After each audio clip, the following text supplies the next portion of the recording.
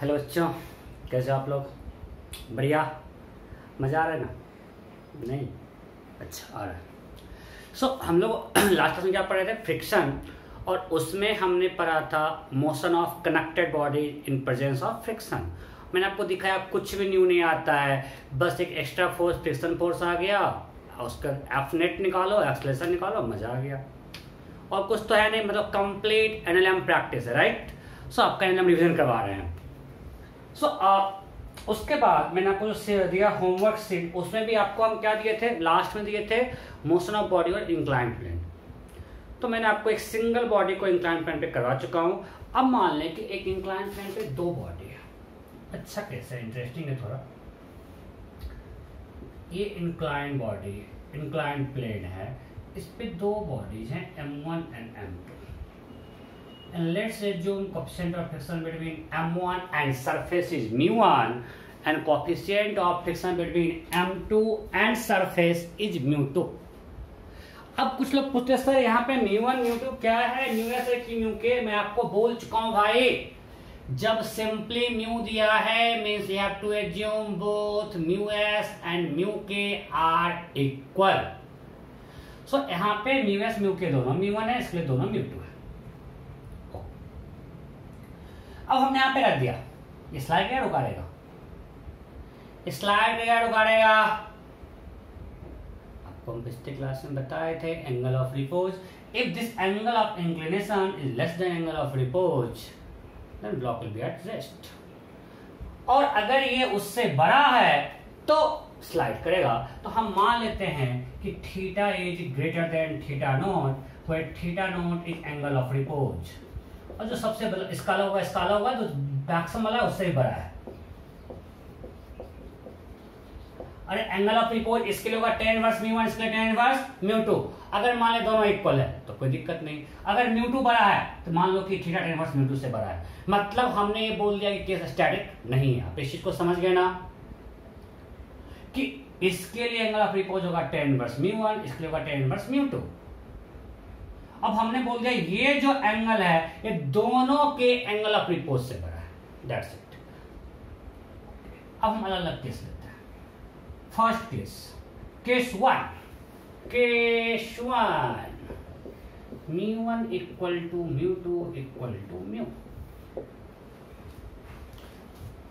Means दोनों coefficient क्या है? म्यू है। मतलब ये वाला case this block M1 M2 mu।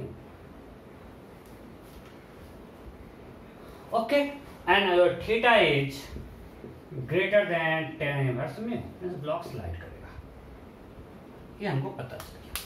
अब स्लाइड करेगा दोनों साथ या अलग अलग?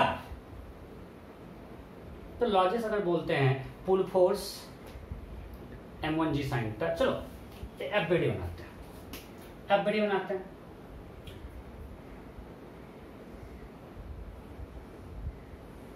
इस पे लगा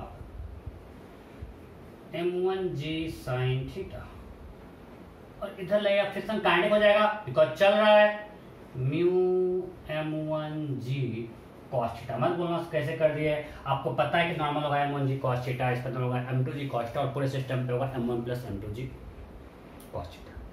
अब ये बताओ, अगर दोनों यहाँ पे दोनों का फ्रिक्शन μ1 म्यू ही है तो आपको कुछ लगता है क्या साथ में अलग चलेगा? कोई अंतर है क्या?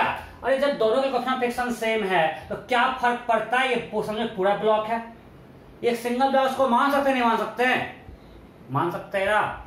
जब ये म्यू सेम है तो क्या इस ब्लॉक में क्या अंतर है? मास दोनों का है तो मानते हैं बड़ा और छोटा है, मतलब यहाँ मोटा है यहाँ पतला है, एक सिंगल ब्लॉक है। मान सकते हैं ना? तो अगर मान सकते हैं तो they will move together.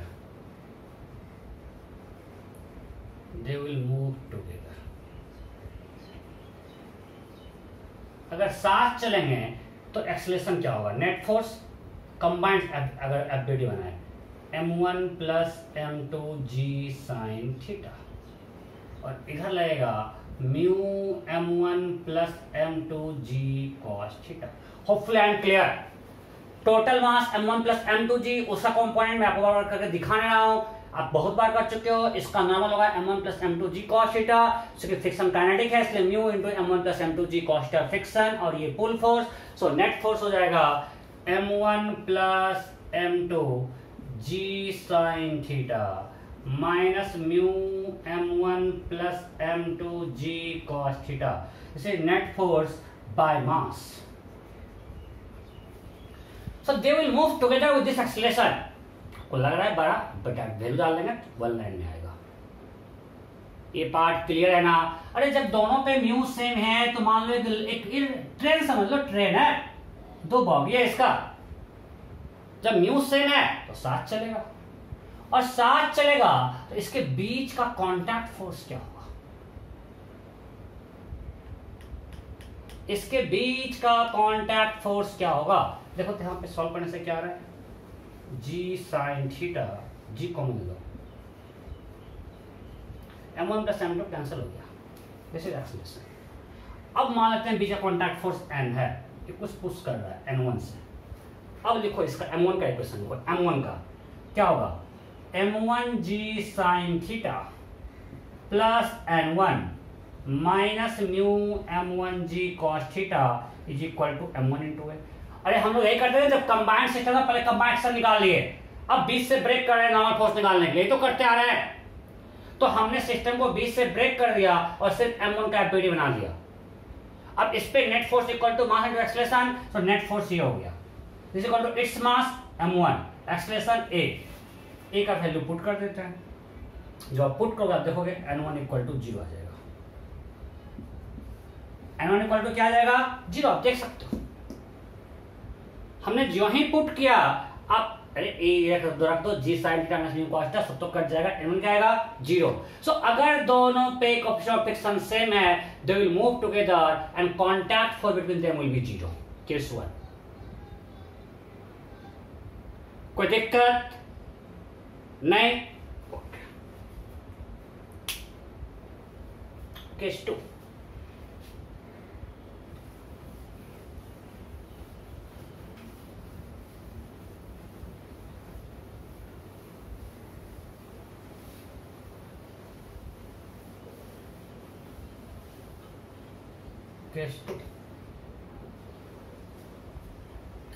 Let's assume mu2 is greater than mu1।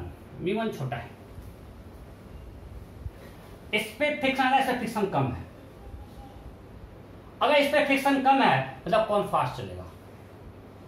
दोनों फुल फोर्स, इसका m1 sin था, इसका m2 sin था। सिंपल लॉजिक बताओ, अगर इस पे फ्रिक्शन कम है तो फास्ट लेके चलेगा, इसको रोकने वाला फोर्स कम है। अगर m2 m1 से बड़ा है तो इस पे रोकने वाला फोर्स ज्यादा होगा, इस पे रोकने वाला फोर्स कम होगा। हाँ या नहीं? मतलब अगर सेम मास का, चलो कंफ्यूज करो, अगर मास mm होता, भूल जाओ मास से क्या फर्क पड़ता है, पहले मानो अगर मास mm होता, अगर मास mm होता तो कौन फास्ट चलता? ये क्यों? क्योंकि इस पे पुल फोर्स था mg sin थीटा और रोकने वाला होता mu1 mg sin थीटा। इस पे पुल फोर्स mg sin थीटा और इसको रोकने वाला mu2 mg sin theta. mu2 बड़ा है, इसको रोकने वाला फोर्स बड़ा है mu2 mg cos थीटा, इस पे mu1 mg cos थीटा। तो इसका रोकने वाला फोर्स बड़ा है तो ये फास्ट निकल जाएगा ना, फिर पेज छूट जाएगा, आगे निकल जाएगा। दोनों साथ चलेगा, चलेगा दोनों चलेगा साथ या अलग अलग? अलग अलग। हम मान लेते हैं or theta is greater than tan inverse mu2। Angle of repose इसका क्या होगा, tan इनवर्स mu, इसका tan इनवर्स mu2। ये एंगल ऑफ रिपोज बड़ा होगा, उससे ही बड़ा थीटा, दोनों चल रहा है। अरे यार हमको क्यों था, आप लोग समझते नहीं हो। इस ब्लॉक के लिए एंगल ऑफ रिपोज क्या होगा, tan inverse mu1। Angle of repose for block 1 दिख रहा है क्या? वहां दिख रहा है tan inverse mu1। Angle of repose for block 2, अब बताओ कौन बड़ा है दोनों में? सो हमने बोल दिया मेरा थीटा थीटा 2 से भी बड़ा है, और जब इससे बड़ा है तो ऑटोमेटिकली इससे बड़ा होगा। Means angle of inclination is greater then angle of repose for both block, so they will move, both block will move, so friction force will be kinetic. अगर उससे कम होता तो रुका रहता, दैट इज डिफरेंट केस। अभी हम kinetic वाला case देख रहे हैं। सो चलेगा, दोनों जगह साथ ही अलग अलग अलग अलग। भाई इस पे फ्रिक्शन फोर्स कम है, ये फास्ट चलेगा, इस पे फ्रिक्शन फोर्स ज्यादा है, स्लो चलेगा। सो दे विल मूव सेपरेटली। अच्छा, आप बोले सर आप तो सेम मास के लिए बताए, अलग अलग मास है तो फिर कैसे बोल सकते हैं? पिछले क्लास में बताए थे, अभी भी बताए। जो फ्रिक्शन फोर्स मान लिया लग रहा है m1g sine theta minus mu on m1g cos theta, expression क्या होगा? By mass. तो मास तो भाई कट गया, एक्सप्रेशन में मास पिक्चर में आता ही नहीं। आपको पिछले क्लास में बताए थे कि गाड़ी में ब्रेक अप्लाई कर रहे हैं, कितना दूर जाकर रुकेगा, मास कहीं पिक्चर में नहीं आया। तो यहाँ मास तो कट गया, तो मास सेम नहीं अलग है, एक्सप्रेशन तो सेम ही रह रहा है। एक्सप्रेशन में मास पिक्चर में नहीं आ रहा है। मैंने आपको समझाया अगर मास सेम होता तो ये फास्ट चलता, अभी भी ये फास्ट चलेगा बिकॉज एक्सप्रेशन में मास तो आ नहीं रहा है। Clear? Okay, so they will move separately. अब अगर सेपरेट चलेगा तो अलग अलग, मतलब ये पीछे आगे जाएगा, बीच का फोर्स क्या जाएगा? जीरो। अब सिंपल, जब दोनों में कांटेक्ट ही नहीं है, ये फास्ट भाग गया, पीछे आ गया, तो there is no contact between m1 and m2, no contact between m1 and m2। पिछले केस में कांटेक्ट था, फिर भी पुश फोर्स जो था, जिस बस सिंपल टच किया हुआ है। जैसे हम इस दो पेन को टच करके चला रहे हैं, ऐसे चला रहे हैं, अभी क्या कोई इसको पुश कर रहा है? क्या नहीं कर रहा है, सिर्फ टच किया हुआ है। तो सेम थिंग है, अगर इसको हम ऐसे स्लाइड कर दें, दोनों साथ चल रहा है, दोनों इसको पुश नहीं कर रहा है। पिछले केस में जब μ1 = μ2 था, और अभी तो साथ चल ही नहीं रहा है, सेपरेट चल रहा है। No contact between m1 and m2। इसके a एंड b कर दें, a एंड b। सो बीच का कॉन्टैक्ट फोर्स क्या हो जाएगा? जीरो। ये आपको क्वेश्चन में दिया जाता है, तो डायरेक्ट देख के बोलेंगे contact force zero because there is no contact between a and b। जब उसके बीच में कॉन्टैक्ट नहीं है तो कॉन्टैक्ट फोर्स जीरो। ओके, तो अलग अलग चलेगा। इसका एक्शन क्या होगा? a1 = क्या होगा? अभी तो मैं आपको दिखा दिया, g sin theta minus μ1g cos theta, और यू कैन राइट दिस। अभी मैं आपको दिखाया net force m1g sin theta minus μ1 m1g cos theta by mass. Action equal to net force by mass, net force m1g sin theta minus μ1 m1g cos theta by mass. m1 cancel, so ये बचा, और a2 this. Now you can say कि a1 greater than a2 because μ2 बड़ा है। So they will move separately with different acceleration and contact force between them will be zero. Clear? Okay. Now last case, case 3. Case 3.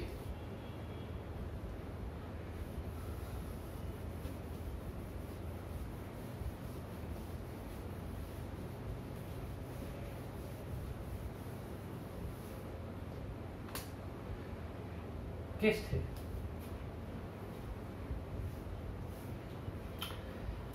μ1 is greater than μ2।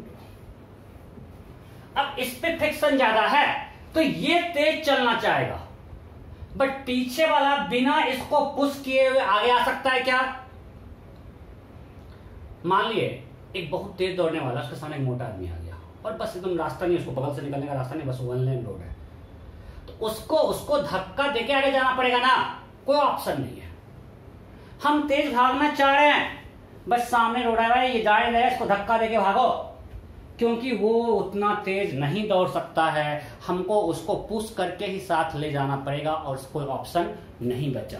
तो यहाँ पे वही case है, ये तेज भागना चाहेगा, बस सामने ए आ गया तो तेज भाग नहीं पाएगा, तो m2 m1 को पुश करेगा, राइट?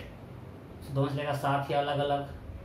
साथ। ये तेज चलता बट ये चलने नहीं दे रहा है, ये अपने साथ को धक्का देके लेके जा रहा है, सो दे विल मूव टुगेदर। और अब इसको ये पुश भी कर रहा है, वो ये चाह रहा है हम तेज भागे, ये स्लो है, इसका फ्रिक्शन ज्यादा है, तो इसको पुश करेगा और दोनों साथ चलेगा, यहाँ बीच में कॉन्टैक्ट फोर्स भी होगा। So again they will move together, they will move together.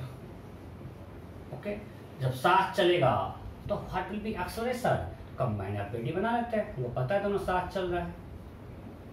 ये क्वेश्चन एससीओ में भी है, रोडो में भी है, हर जगह है और इंटरेस्टिंग है, कॉन्सेप्चुअल है।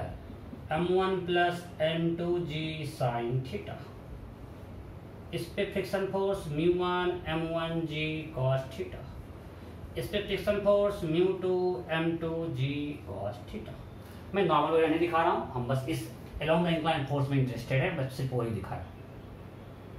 सो व्हाट इज नेट फोर्स? आपको देखने में लग रहा है बड़ा, बिकॉज सब सारा टर्म है, वैल्यू तो छोटा ही आएगा। So m1 plus m2 g sin theta minus μ1 m1g cos theta minus μ2 m2g cos theta. See net force. Then what is acceleration? Net force by mass combined m1 plus m2। जब action निकल जाएगा तो आप बीच का contact force निकाल सकते हो ना। हाँ, सिस्टम को ब्रेक कर दो, फिर किसी एक का एबिलिटी निकाल बनाओ, हो जाएगा। कोई दिक्कत? कोई दिक्कत नहीं? छाप लिए? ओके, सब क्वेश्चन करते हैं।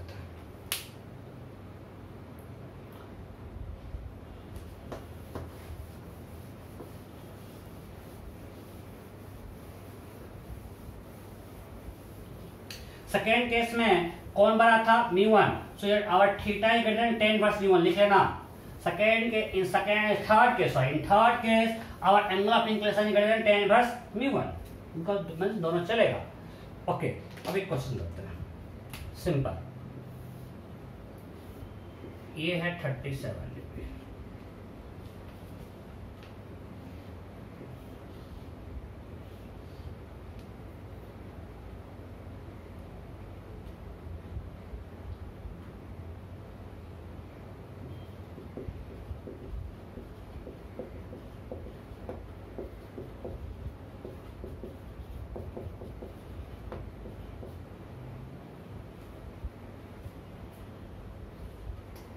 क्वेश्चन है 6 kg है 4 kg है, μ1 0.8 μ2 0.9।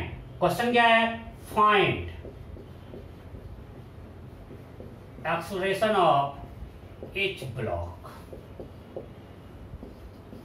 Find acceleration of each block. चलो ब्लॉक ए करते हैं।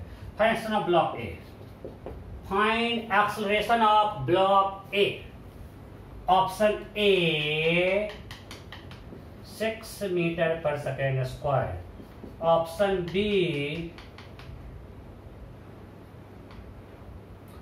बी सॉल्व करने दो।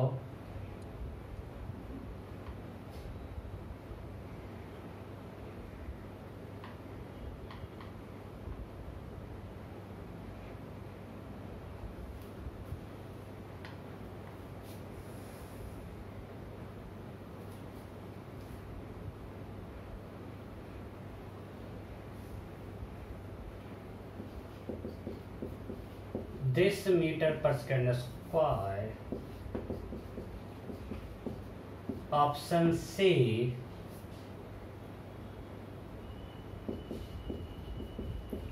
Option D. You have to find acceleration of block A.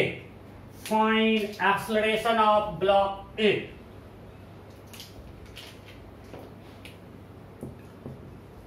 हमने ऑप्शन क्या क्या दिया है? Option A 6 metre per second square, option B 0.4 metre per second square, option C 10 metre per second square, option D NOTA.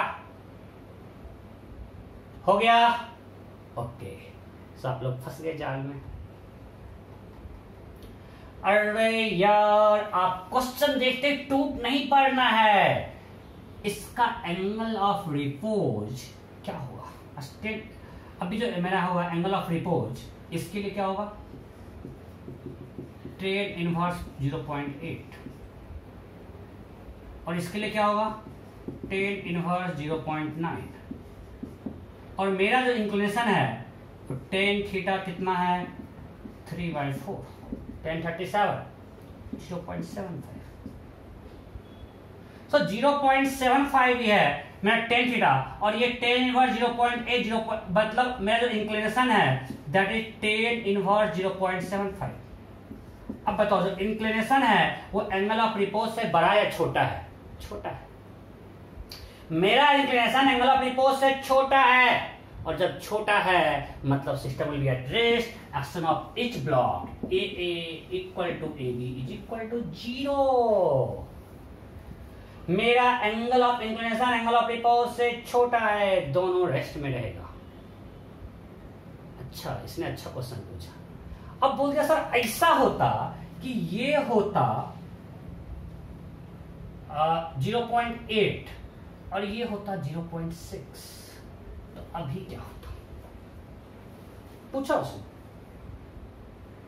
इस case में क्या होता?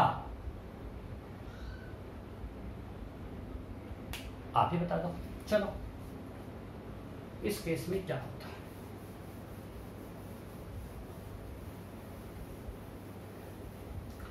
Find acceleration of block A. फिर से same question, find acceleration of block ए।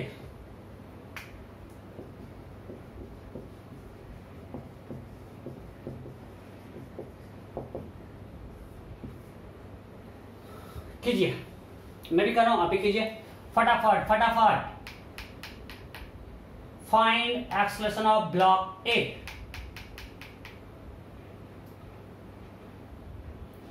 जल्दी जल्दी जल्दी जल्दी जल्दी जल्दी, मैं भी कर रहा हूं।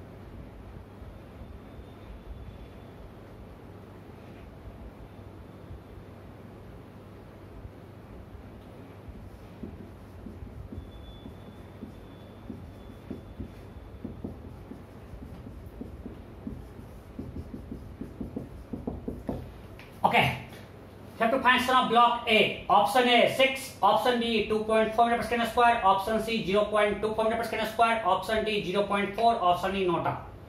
मैं कितना क्वेश्चन आपको करवाता हूँ, फिर यहाँ क्वेश्चन नहीं है, फिर उस पर सीट देंगे। इतना प्रैक्टिस हुआ तो एग्जाम में पूरा फटाफट सब हो जाना चाहिए। मजा नहीं आ रहा है, कुछ कर नहीं रहे ना बच्चे के बारे में। चल सही यार, बच्चे हो चाहिए, अभी खुद बच्चे हो गया नहीं। ध्यान दीजिए, अच्छा पहले आप ये बताओ, इसके लिए तो आप उसने क्वेश्चन पूछा कि सर अब इसका तो एंगल ऑफ रिपोज से एंगल ऑफ रोटेशन छोटा, मुझे नहीं चलता। अगर अकेला होता चलता क्या? नहीं। अगर हम सिंपली ऐसे ए को रख देते ये चलता नहीं, नहीं चलता। क्यों? बिकॉज इसका एंगल ऑफ रिपोज होता tan इनवर्स दिस और एंगल ऑफ इंक्लिनेशन क्या है? tan inverse 0.75। So angle of repose इसका बड़ा है, मतलब ये रुका रहता। बट ये चल जाता अगर बी को अकेले रख दे। अगर हम बी को अकेले रख दे, सिर्फ बी को रखें, सिर्फ बी को रखें, तो इसका एंगल ऑफ रिपोज क्या होगा?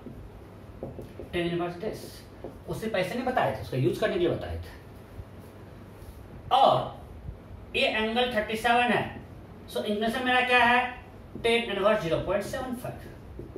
So our angle of repose is less than angle of inclination, मतलब ये चलेगा।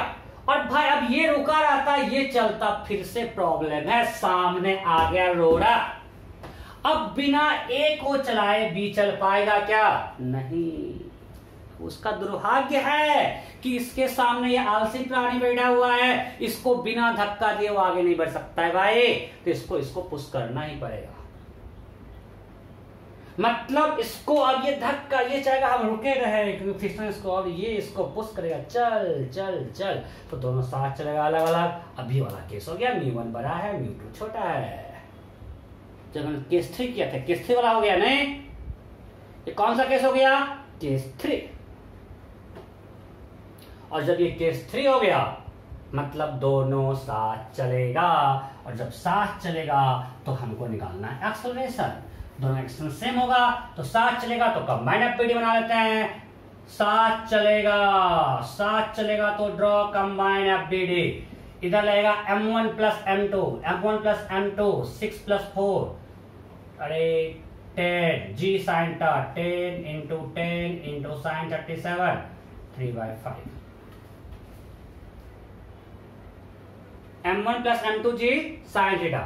नॉर्मल क्या होगा? m1 प्लस अलग अलग होगा क्योंकि म्यू अलग अलग है, तो इस पे पिछलेगा μ1 m1 g cos theta, μ1 m1 g cos theta. इस पर μ2 m2 g cos theta.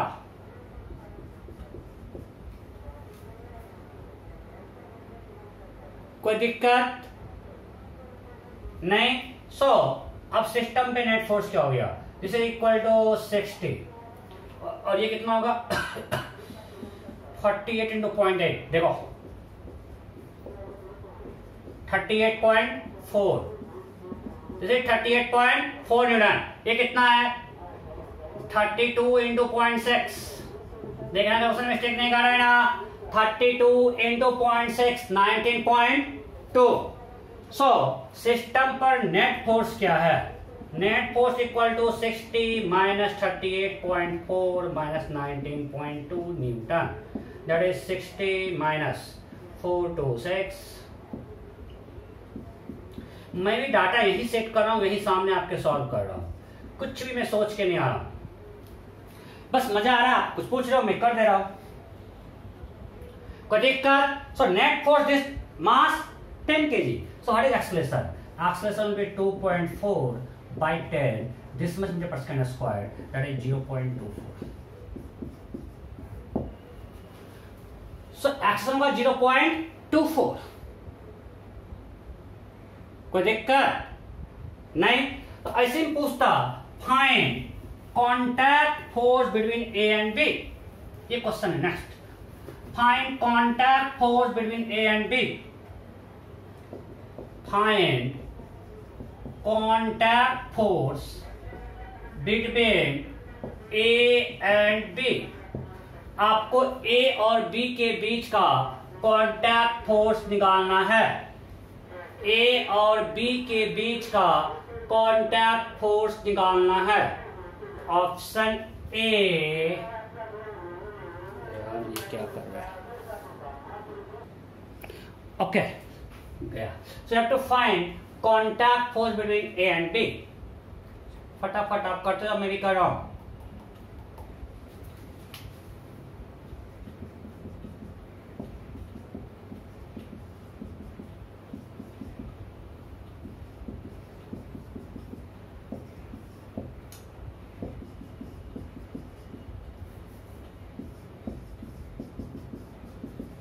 Find contact force between A and B। फटाफट।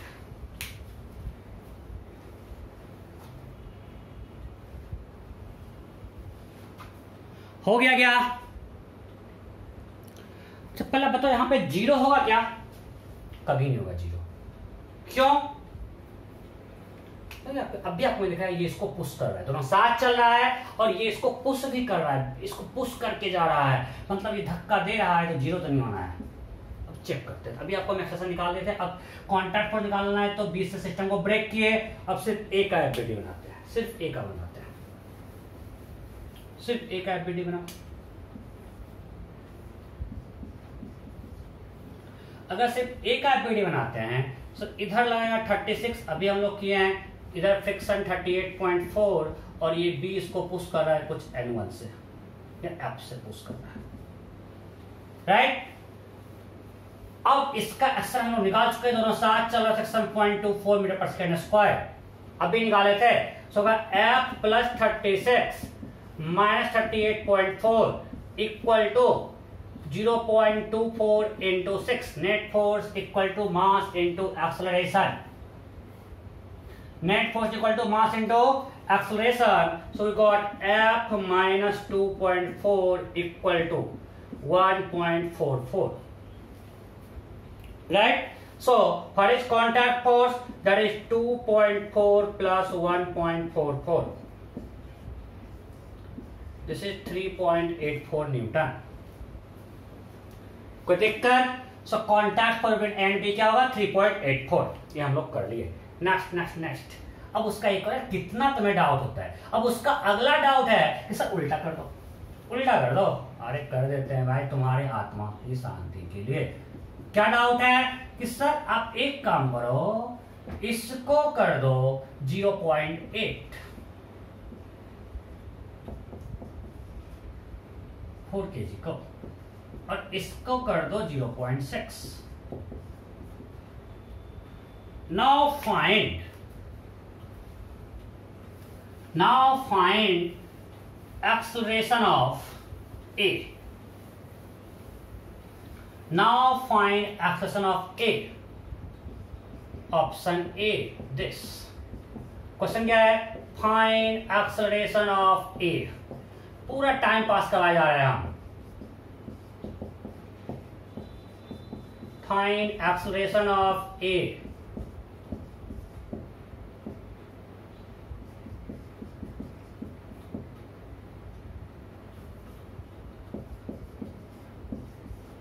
Find acceleration of A. Option A 0.24, option B 0.4, option C 6, option D 0, option E NOTA. Mass दिया हुआ है 6 kg, 4 kg, coefficient friction 0.8. हो गया? Okay. अब आप लोग pen उठा लिए फिर से. अरे भाई ए का अभी तो पता है कि इस ए चलेगा, और बी क्या होगा? B B B B B rest मिलेगा. तो चलेगा दोनों साथ अलग अलग. अब चलेगा दोनों साथ या अलग अलग? अलग अलग. अब भी चलेगा दोनों साथ या अलग अलग? अलग. ये बी तो चलेगा, इसको कोई धक्का थोड़ी दे रहा है. ये आराम से रुका हुआ रहेगा और ए आगे स्लिप कर जाएगा. तो सिर्फ एक एडमिट हो रहा. अब दोनों साथ नहीं चलेगा, अलग अलग चलेगा. सो इस पे इधर लगेगा 36. नहीं, हमने साइन इधर कितना लगेगा? 40 इंटू 0.6 mg cos थीटा. कुछ भी पूछते रहते हो बस. This is equal to 4 to 8, 6 48 into 0.6 कितना होगा बोलो? ये मल्टीप्लाई करके दिखाएं. देखो 24.8. So what is net force? Net force will be 36 minus 24.8 Newton. हमने सिर्फ ए पे नॉर्मल यहां क्यों लगाया? ये हमने इसलिए लगाया क्योंकि ये जो कांटेक्ट फोर्स 0 है, बी रेस्ट में रहेगा, ए चलेगा. इसका कोएफिशिएंट फ्रिक्शन ज्यादा है. इनफैक्ट बी यहाँ पे रेस्ट में रहेगा, क्योंकि ऐसे तो अगर अलग अलग भी चलता, इसका तो पीछे रहता, लेकिन यहाँ तो इसका एंगल ऑफ इंक्लिनेशन, इसका जो ये एंगल ऑफ रिपोज होगा, वो एंगल ऑफ इंक्लिनेशन ज्यादा तो चलेगा ही नहीं. सिर्फ ए चलेगा, रुका रहेगा. सिर्फ ए चलेगा और बी क्या रहेगा? रुका हुआ रहेगा. आपको जो हमने बताया था केस 2 कि अलग अलग चलेगा, यहां पे चलेगा ही नहीं, इसका एक्शन 0 होगा. अगर पूछता फाइंड ए बी, बिना पेन उठाए बोलते 0, बिना पेन उठाए. क्यों? क्योंकि इसका angle of repose tan inverse 0.8 है और हमारा angle of inclination 0 tan inverse 0.75 है. अब सब एंगल ऑफ रिपोज क्या बोला? पिछले लेक्चर में देख के आया हो ना. सो 24.8. सो नेट फोर्स हो गया 11.2 Newton. So what is acceleration? Calculation पे ध्यान देना, मुझे नहीं पता.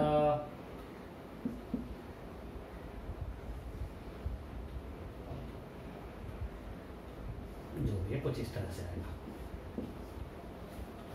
कोई दिक्कत? व्हाटएवर. कॉन्सेप्ट में मतलब सिखाना चाह रहा हूं. कैलकुलेशन की जिम्मेवारी मेरी कभी नहीं है. कोशिश करता हूं सही हो, मैक्सिमम टाइम सफल भी रहता हूं. क्योंकि सिंपल थिंग है, देखो हमको ज़्यादा से करके आते नहीं है, बस मन में जो आता है करते हैं, चाहे गलती होने का स्कोप तो हमेशा रहता है। ओके नेक्स्ट, अगर इसमें पूछता find contact between A and B, इस केस में क्या होता है आंसर? 0, बिकॉज ये तो रुका रह गया, ये भाग गया, कॉन्टैक्ट में है ही नहीं, तो भाई कॉन्टैक्ट फोर्स, भाई जब टच ही नहीं करा तो कॉन्टैक्ट फोर्स कहां से? कॉन्टैक्ट फोर्स तो कॉन्टैक्ट चाहिए। सर पूछा contact force between A and be in this case, answer will be 0। सो अब मैंने आपको इस पर क्वेश्चन प्रैक्टिस करवा दिया, जरा करवा रहा हूँ, इतना मैं करवाता भी नहीं था, बस केस थ्रू दिखाता था और आगे निकल रहा था। फर्स्ट टाइम मैंने पूरा इस पर क्वेश्चन ही करवा दिया आपको। हाँ आप लोग अच्छा पढ़ते हो इसलिए खुश होकर करवा दिया। ओके अब नेक्स्ट आते हैं, फुल्ली टाइप प्रॉब्लम करते हैं, जैसे सिंपल क्वेश्चन करते हैं। हाँ मेरा सारा क्वेश्चन तो सिंपल ही होता है, इसलिए मैं सिंपल सिंपल बोलते रहता हूँ। This dash dash dash dash dash,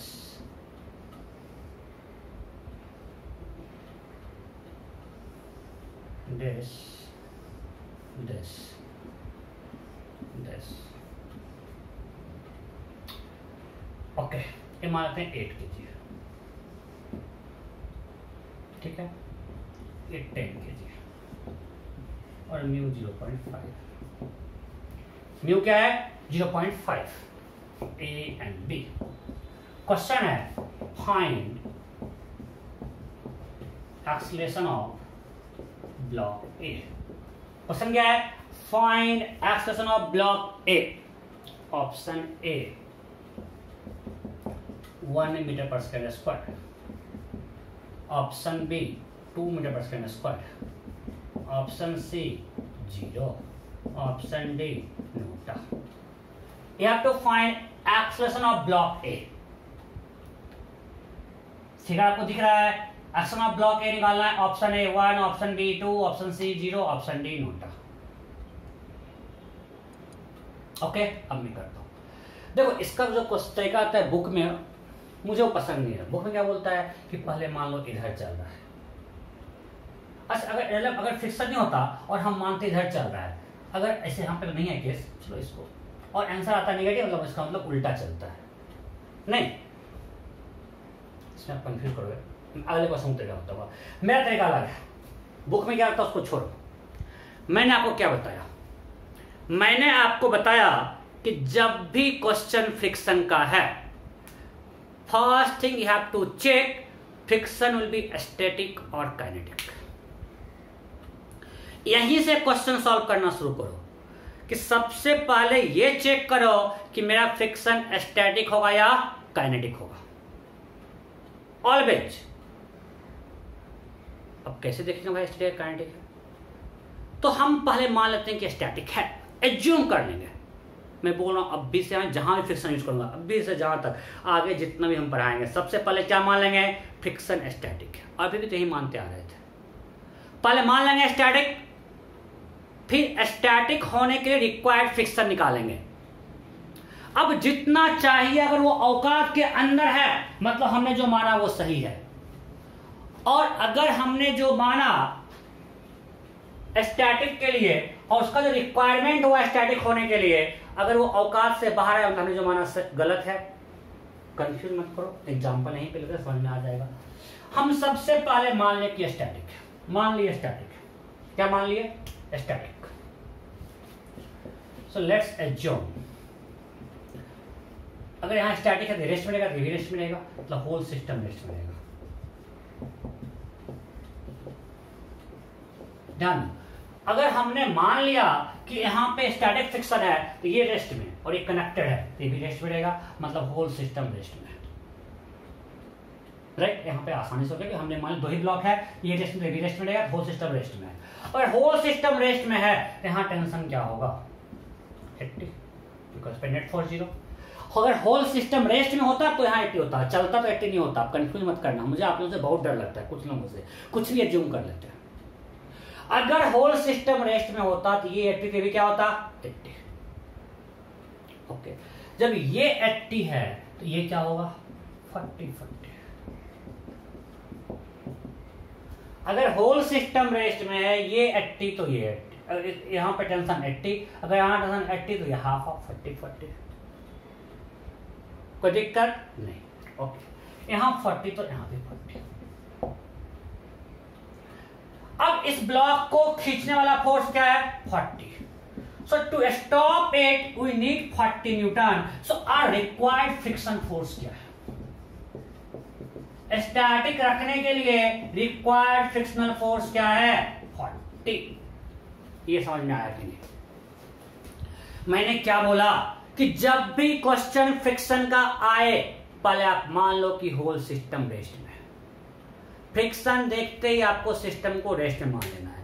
अगर रेस्ट में है तो हम देखेंगे रेस्ट में होने के लिए रिक्वायर्ड फ्रिक्शन फोर्स क्या होगा। तो हमने मान लिया कि रेस्ट में है कि यहाँ टेंशन 80, यहाँ 40, 40, यहाँ 40। सो व्हाट इज, इस ब्लॉक को हमने 40 से पुल किया, तो to stop it we need 40 newton frictional force. So required frictional force is 40।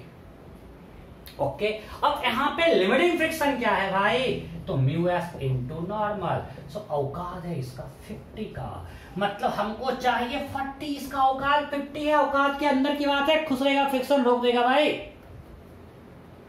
Friction को, इस ब्लॉक को रोकने के लिए सिर्फ 40 चाहिए। जरूरत सिर्फ 40 का लाइफ का, और उसके पास है 50। बहुत खुश है भाई, अमीर है ये तो चाहेगा रोकना तो रोक देगा। तो जो हमने माना वो सही है, mean system will be at rest. So required friction for this limiting friction is 50। सो औकात के अंदर है, तो जो हमने माना वो सही है। फ्रिक्शन तो वही खुश रहना चाहता है, रोक दिया। So acceleration of A equal to acceleration of B equal to 0, और यहाँ पे होगा टेंशन 80, यहाँ 40, यहाँ 40। सो जब भी अब क्वेश्चन देंगे, सबसे पहले क्या चेक करोगे? सिस्टम रेस्ट में है या मोशन में। ये कैसे चेक करेंगे? हम पहले मान लेंगे रेस्ट। मगर आप इस चीज को शुरू कर दिए, फ्रिक्शन का क्वेश्चन बनना ही बनना यार। देखेंगे ब्लॉक के ऊपर ब्लॉक डाल देंगे, कुछ नहीं होने वाला है। बनेगा ही बनेगा, क्यों नहीं बनेगा? बस सिंपल स्टेप्स हम फॉलो कर रहे हैं, बिल्कुल फिक्स मेथड बोल रहा हूं। सबसे पहले मान लो कि सिस्टम रेस्ट में है, फ्रिक्शन स्टैटिक है। और अगर फ्रिक्शन स्टैटिक है तो हम देखेंगे उसके लिए क्या रिक्वायर्ड फ्रिक्शन फोर्स चाहिए। और रिक्वायर्ड फ्रिक्शन फोर्स अगर लिमिटिंग के अंदर है, हमने माना जो है सही है, सिस्टम रेस्ट में रहेगा, एक्शन 0 होगा, फिर तो सॉल्व करना आसान है। मैं कुछ तेज नहीं बोल रहा हूं और कुछ हार्ड टफ भी नहीं बोल रहा हूं, नहीं? ओके, तो ड्रामा चेहरा लगा था क्या मेरा? और सही में। नेक्स्ट क्वेश्चन, अब अगला आपसे बनना चाहिए। नेक्स्ट क्वेश्चन,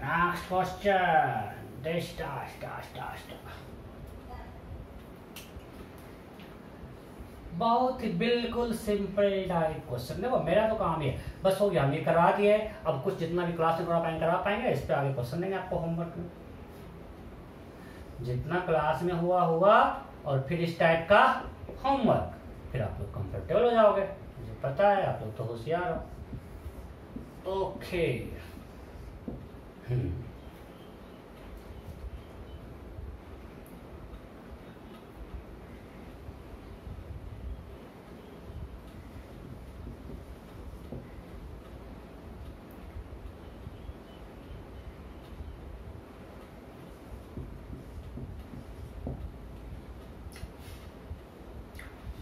क्वेश्चन है, find maximum value of m for which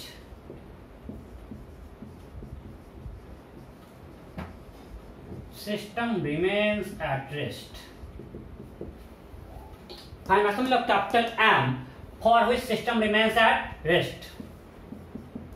Option A 20 kg, option B 40 kg, option सी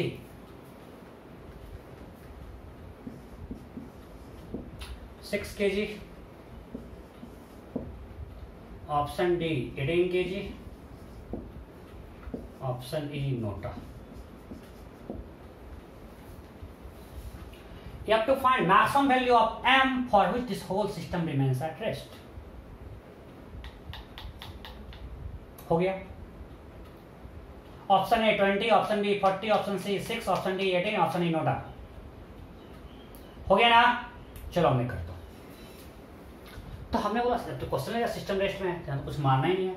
अगर सिस्टम रेस्ट में है सो यहाँ पे टेंशन क्या होगा, ये mg ये प्लस ये मिलके mg होगा। चलो यहाँ पे देखते हैं t t t t, so 2t and t, right. So 2t plus t equal to mg, so 3t equal to mg, so rt equal to mg by 3। अब 20 kg का एफपीटी बनाते हैं, 20 kg का एफपीटी बनाते हैं, 20 kg का FPT बनाते हैं, बना लेते हैं। इस पे इधर लग रहा है टी और इधर लगेगा फ्रिक्शन, और सिस्टम रेस्ट में है तो सिंस देखो सब कुछ इनइक्वालिटी में हमको इक्वेशन आ जाएगा, हमको कुछ अकल नहीं लगाना पड़ेगा। सिस्टम रेस्ट में है तो since 20 kg at rest, since 20 kg is at rest, so t equal to f। आपको ऐसा क्वेश्चन कहीं कहीं काम मिलेगा बुक में यार, सब खुद से बना हुआ क्वेश्चन है। Since 20 at rest, so t equal to f, t equal to f है। t मेरा क्या है mg by 3, so mg by 3 equal to f, so f equal to क्या आ गया mg by 3। अब हमको पता है for limiting friction, limiting friction होगा 200 into 0.3, right, that is 60, that is 60 Newton। So F should be less than equal to 60 because F जो होगा आपको पता है कि static friction less than equal to mu S into N, mu into N है। So हमको required force F है, this F should be less than equal to limiting friction. F अपने औकात के अंदर आना चाहिए और औकात 60 का है, so F should be equal to 60, so mg by 3 should be less than equal to 60। g को 10 लकर पकड़ लेते हैं, so m by 3 should be less than equal to 6, so m should be less than equal to 18। So our answer will be from 0 to 18, equality sign है यहाँ पे। अगर maximum पूछता तो 18, अगर पूछता रेंज ऑफ m तो क्या आता है आंसर 0 to 18। आंसर क्या होता 0 to 18। कोई दिक्कत नहीं, ओके नेक्स्ट। अरे मैंने कुछ नहीं किया, क्वेश्चन या सिस्टम रेस्ट में है, हमने इसका वीडियो बनाया, नीचे लगा है mg और ऊपर लगा है 3t। रेस्ट में है means 3t equal to mg, अगर 3t equal to mg so t equal to mg by 3, पर ये निकाल लिया। अब इसका एफबीडी बनाए, इस पे लग रहा है t, पीछे लगेगा फिक्सर। रेस्ट में है तो net 40, so t equal to f, हमने t का वैल्यू यहां से पुट कर दिया, यहां से f का वैल्यू निकल गया, और जो f चाहिए वो औकात के अंदर होना चाहिए, उससे लिमिटिंग केस लगा दिए, right. So next question, next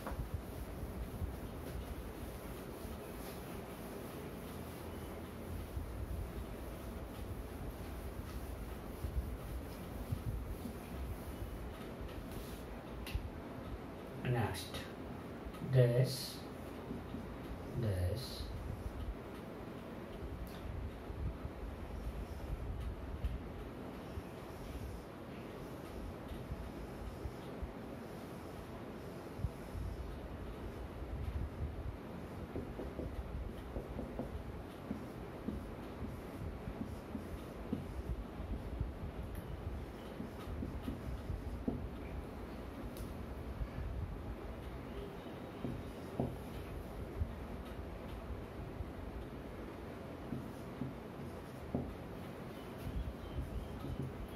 question है find range of m for which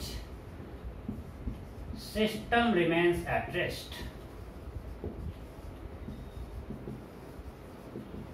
You have to find range of this value m for which this whole system remains at rest.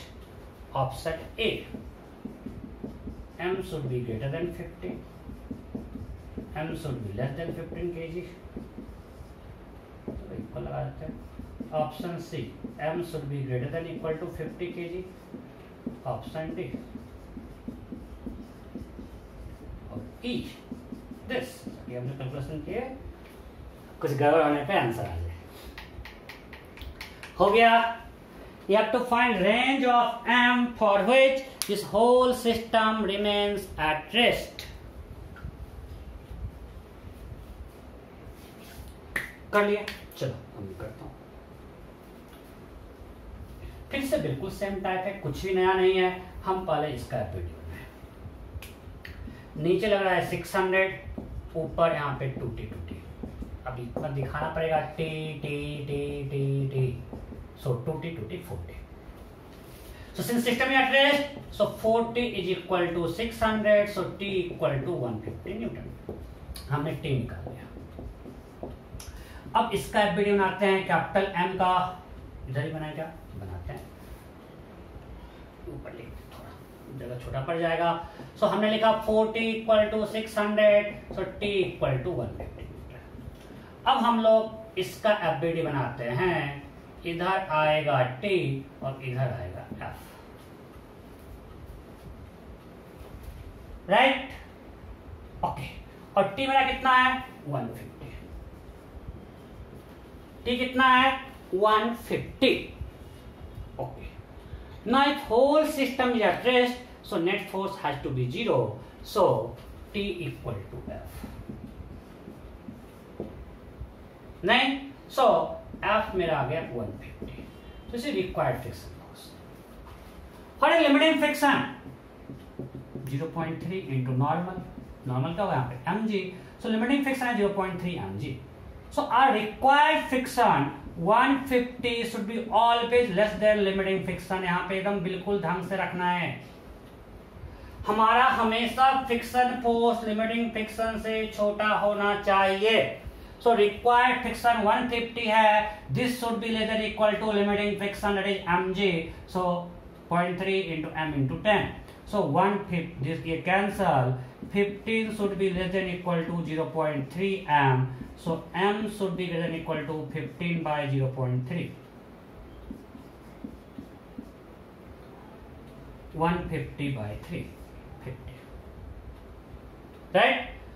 Our required friction force should be less than equal to limiting friction। limiting friction ये है, so required friction force निकल गया 150, उससे छोटा कर दे, मतलब 150 should be less than equal to limiting friction। यहाँ से हमने m का रेंज निकाल लिया, m should be less than equal to 50। कोई डाउट नहीं? बस हो गया।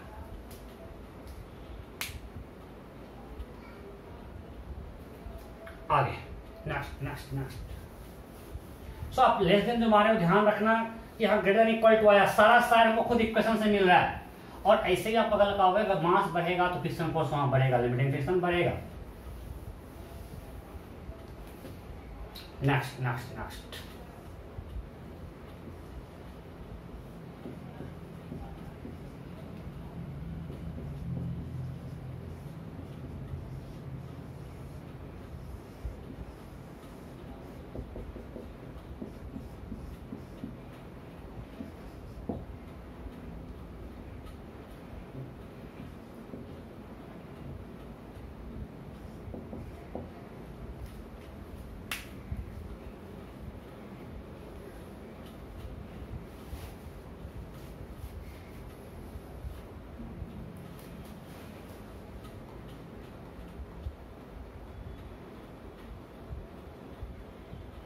क्वेश्चन क्या है?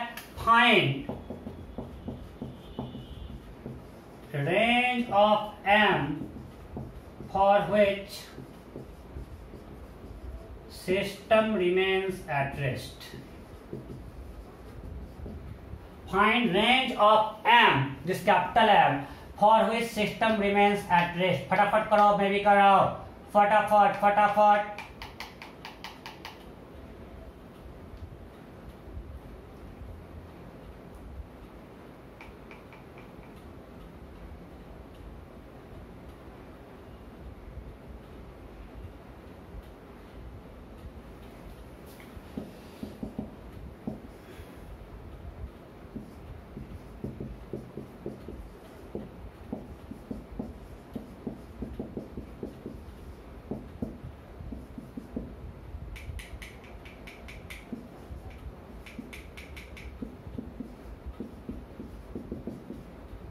सब केजी में है।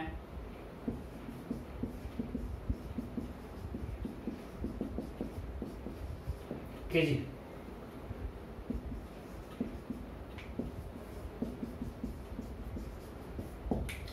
you have to find range of m for which this whole system remains at rest.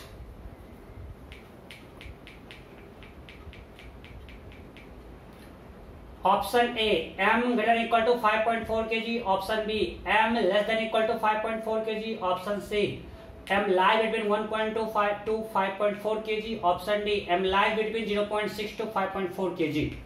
Option A NOTA. सब अच्छे अच्छे क्वेश्चंस हैं, थोड़ा अकल लगाना है। आपको नहीं मिलेगा बुक में, खुद से बना हुआ है। बुक में एक आध क्वेश्चन काफी कुछ में और कुछ मिक्स करके दिया रहता है। इस तरह का स्टेप बाय स्टेप कहीं नहीं मिलेगा, ढूंढ लो जाके और दिखा देना कहीं मिलेगा तो। हो गया? ओके, बिल्कुल सेम मेथड। क्या बोला? रेस्ट में है। अगर रेस्ट में है सो इसका वीडियो बनाते हैं, लिख देते हैं T T T two T. Rest में है means two T equal to M G. So T equal to M G by two.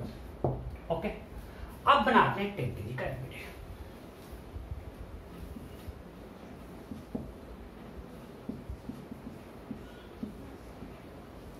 Okay, 10 kg का एवरेज। हम लोग क्या करते हैं, इधर M G sine theta, M G sine theta, तो m कितना है 10, 10 to 10, 100 into 3/5, 60। ओके, इधर t। अब बताओ फ्रिक्शन किधर लगाए, फ्रिक्शन किधर लगाए। अब ये ब्लॉक जा सकता है ऊपर भी और नीचे भी, हाँ या नहीं। अगर t बहुत बड़ा हुआ, अगर मास बहुत बड़ा हुआ तो ब्लॉक किधर जाएगा, ऊपर। और अगर t बहुत छोटा हुआ तो ये, अगर मान ली मास 0 कर दें, अगर 0 कर देंगे तो यहाँ पे t 0 हो जाएगा, तो नीचे आएगा कि नहीं आएगा हम देखेंगे। अगर ये सिंपली ऐसे रखा था, अगर मान ली t 0 हो जाए, पर अगर m बहुत बड़ा हुआ, ये बढ़ेगा 2t, 2t बढ़ेगा तो t बढ़ेगा, और t बढ़ेगा तो ब्लॉक ऊपर जाएगा तो फ्रिक्शन नीचे रहेगा। केस 1 अगर m लार्ज है। केस 2 अगर m मान लीजिए नोमिनल क्या होता है 0, अगर m को 0 कर दे, अगर m को 0 कर दे तो यहाँ पे t 0 हो गया, तो सिर्फ इधर बचेगा 60। अब हमको देखना है ब्लॉक नीचे अगर जाएगा तो फिसल रहेगा ऊपर। सो हमको देखना है ब्लॉक नीचे जाएगा नहीं जाएगा, वो सिंपल तरीका। अगर यहाँ पे angle of inclination angle of report से बड़ा होगा तो ब्लॉक नीचे जाएगा, अगर छोटा होगा तो नीचे नहीं जाएगा। अरे हाँ नहीं, अगर angle of inclination angle of report से बड़ा होगा ब्लॉक नीचे जाएगा। सो एंगल ऑफ रिपोज इसका क्या है, इसका जो एंगल ऑफ रिपोज होगा tan इनवर्स 0.6, और एंगल ऑफ इंक्लिनेशन है मेरा tan इनवर्स 0.75, मींस ब्लॉक नीचे भी जा सकता है। उस केस में फ्रिक्शन ऊपर लगेगा। यहाँ पे 2 केस बनेगा। जब ये मास बहुत बड़ा होगा, समझो इस चीज को, अगर यहाँ पे बहुत हैवी मास प्लेन था तो इधर जाने का चांस नहीं था। जब ये प्लेन सरफेस था, जब कोई फोर्स नहीं था तो इधर मूव करने का कोई चांस था, सिर्फ आगे मूव कर रहा, फिर हमेशा पीछे लग रहा था। जब इंक्लिनेशन है, इसको एम साइन थीटा पुल कर रहा है। सो अगर टी बड़ा होगा तो ब्लॉक ऊपर जाएगा, अगर टी छोटा होगा तो ब्लॉक नीचे आएगा। और friction always try to oppose relative motion. अगर ब्लॉक की टेंडेंसी ऊपर जाने की है तो फ्रिक्शन नीचे रहेगा, अगर ब्लॉक का टेंडेंसी नीचे आने का है तो फ्रिक्शन ऊपर रहेगा। Am I clear? यहाँ ब्लॉक की दोनों टेंडेंसी है। अगर ये मास बहुत छोटा हो जाएगा तो ये पुल फोर्स बड़ा हो जाएगा साइन थीटा, और इसको नीचे ले जाना चाहेगा, फ्रिक्शन ऊपर रहेगा। तो पहले ये केस देखते हैं जब फ्रिक्शन नीचे लग रहा है, तो यहाँ पे दोनों केस देखना पड़ेगा। जब फ्रिक्शन नीचे लग रहा है, अब तो ये रेस्ट में है, तो you can write t + 60 equal to f। So f equal to t क्या है मेरा mg/2 + 60। ठीक है, अब इसको छोड़ते हैं, बाद में करेंगे। Now our f should be less than equal to limiting friction. हर यार limiting friction, limiting friction will be mu mg cos theta, that is 48 metre. So R F mg/2 प्लस 60, 60 कहां से ले आएगा?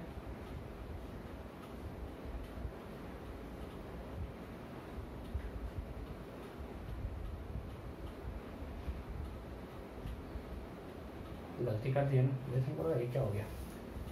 t प्लस 60 क्यों? t equal to 60 plus F होगा ना, t इक्वल उधर t है, नीचे 60 प्लस एफ है, t equal to 60 plus F, so f equal to t minus 60, right? अब सही है.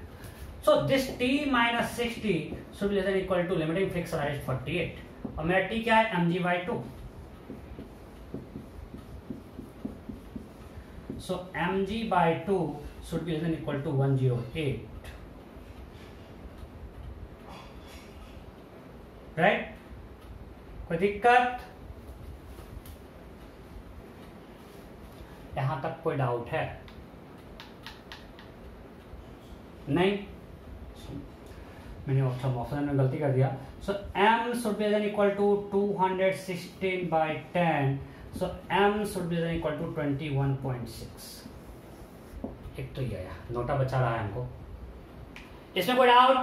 सो m should be less than equal to 21.6. This is case 1. अगर m इससे बड़ा होगा तो ब्लॉक रह जाएगा ऊपर, को ध्यान रखना है. अगर m हमने बहुत बड़ा कर दिया, इससे बड़ा कर दिया, तो ब्लॉक चला जाएगा ऊपर. सो m इससे छोटा या इक्वल रहेगा तो ब्लॉक रेस्ट में. अब मानते हैं अगर m 0 होता क्या होता? अभी आपको हम देखेगा m 0 होता, टेंशन 0 होता, ब्लॉक आ जाता नीचे. सो ब्लॉक रहने से नीचे आने के भी है, तो केस 2. अभी एक केस निकला, अब केस 2. केस 2 केस 2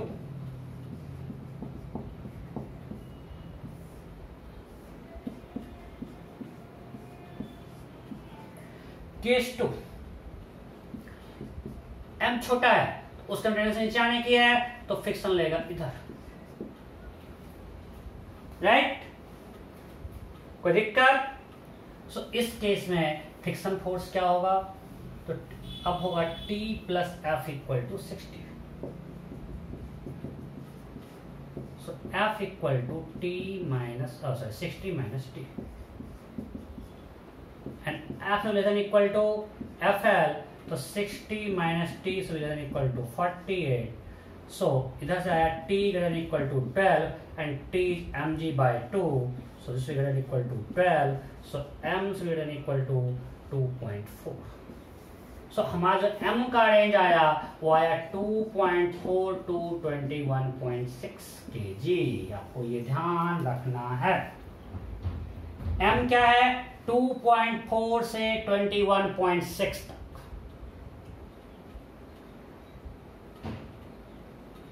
कोई डाउट? कोई डाउट है किसी को? नहीं डाउट है. मैं क्या बोला इसमें, अगर ये बहुत ज्यादा मास होगा, ये किधर जाएगा? तो ऊपर खींच लेगा, उसने फिक्सन नीचे लगा के सॉल्व कर लिए. अगर ये बहुत छोटा मास होगा, आ जाएगा नीचे, उसने फिक्सन लगा दिया ऊपर, बस फिर तो सॉल्व किया. सेम थिंग एक और करता है, एक और करता है ऐसा.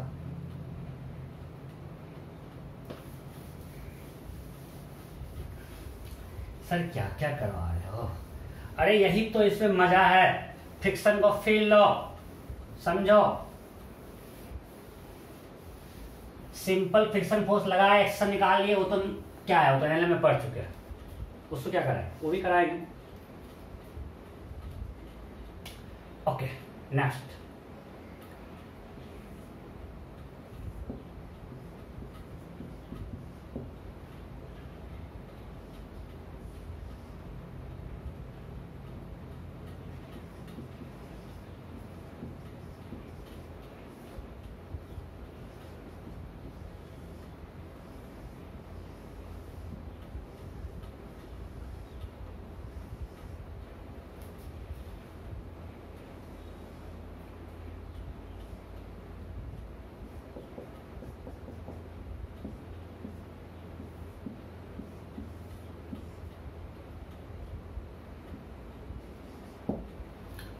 ओके क्वेश्चन है, find range range of M for which whole system remains at rest. Find range of M for which whole system remains at rest. Time हो रहा है, फटाफट करो, जल्दी जल्दी जल्दी जल्दी।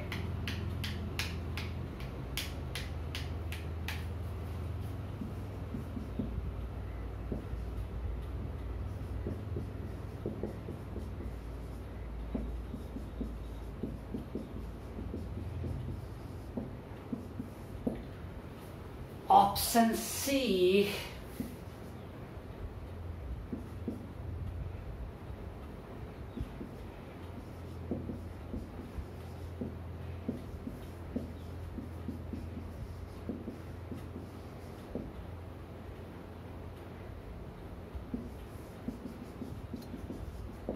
you have to find range of M for which whole system remains at rest.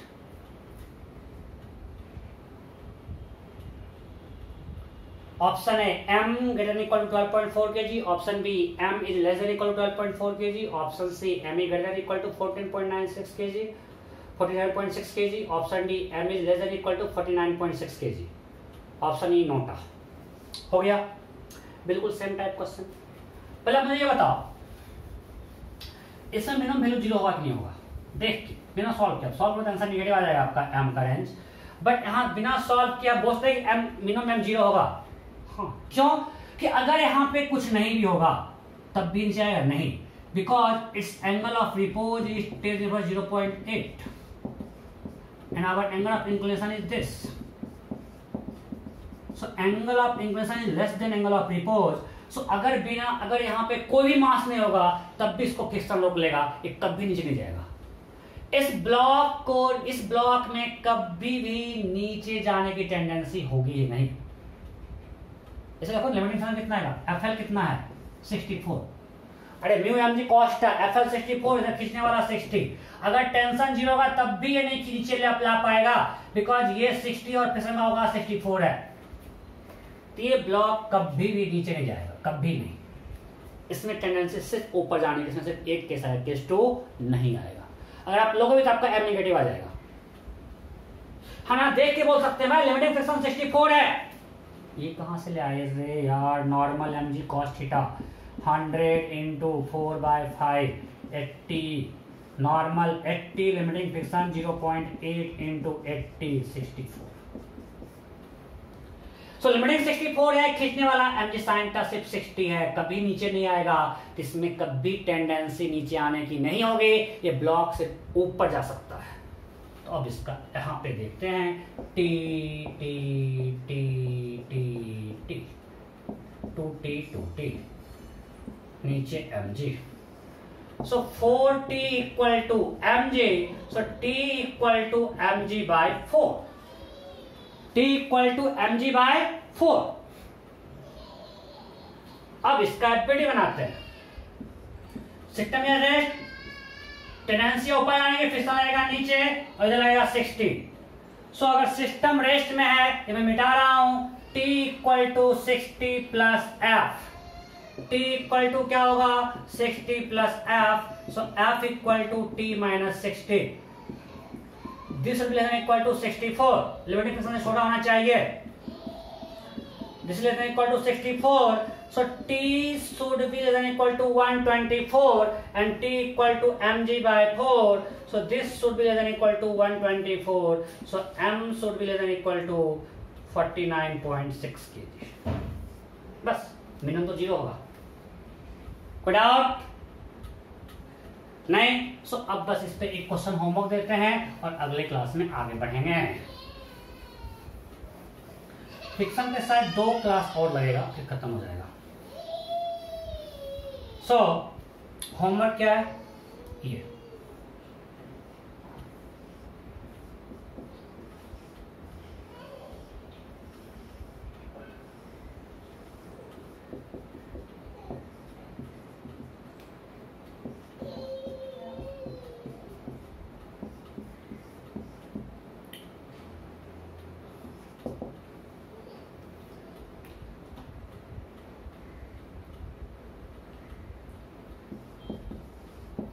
Question है फाइंड रेंज ऑफ एम